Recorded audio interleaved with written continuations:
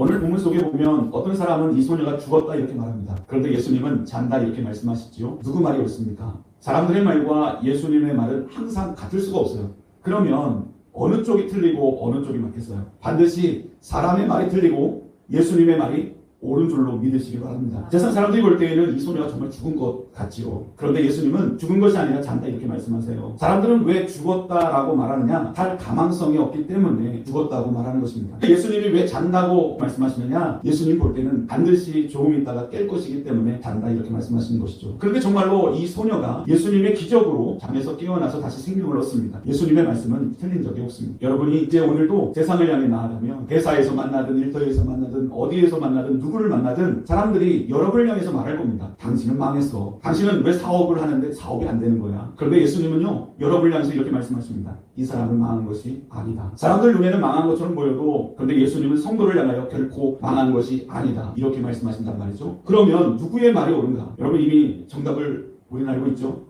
예수님의 말씀이 틀림이 없습니다. 왜냐하면 하나님은 하나님이 사랑하시는 성도를 반드시 승리하게 하실 것이기 때문입니다. 우리가 병들어서 우리 스스로 우리 인생을 바라볼 때 야 인생 망했구나. 이제는 소망이 없어. 절망밖에 없구나. 누가 우리를 도울까? 나를 살릴 자가 누굴까? 나에게 과연 누가 도움이 될까? 외롭구나. 나는 혼자뿐이야. 아무리 자신이 이렇게 생각한다 할지라도 예수님은 여러분을 향해서 결코 실망할 상황이 아니라고 망할 상황이 아니고 죽을 상황이 아니라고 말씀하시는 줄로 믿습니다. 왜냐하면 하나님은 여러분들에게 축복의 계획을 세우셨기 때문입니다. 예수님은 여러분을 결코 피하지 않습니다. 여러분의 인생을 결코 실패케 만들지 않습니다. 하나님은 이미 여러분과 동행하시고 하나님은 여러분 속에 성전 삼으시고 여러분 속에서 살아 역사하십니다. 그리고 여러분의 손을 붙잡고 계시기 때문에 여러분은 죽을 수 없고 여러분은 실패할 수가 없습니다. 예수님이 여러분의 손을 붙잡고 있기 때문입니다. 여러분들은 결코 망할 수가 없습니다. 왜냐하면 하나님이 반드시 여러분을 도우시기 때문입니다. 그럼 오늘 이 아침에 여러분의 마음으로라도 이제는 예수님과 같은 생각과 예수님과 같은 마음을 가지시고 여러분의 입술로도 여러분에 대해서 함부로 말하지 마시고 또 성도를 보면서 함부로 평가하지 않으시길 바랍니다. 언제나 예수님의 눈처럼 보시고 언제나 하나님의 마음으로 보시며 또 언제나 하나님의 계획으로 보아야 정확히 그 인생을 측정할 수 있는 것이거든요. 오늘도 하나님이 여러분을 도우실 것입니다. 여러분을 살릴 것이고요. 오늘도 여러분을 축복하실 것입니다. 여러분의 자녀들도 하나님이 축복하여 주실 줄로 믿습니다.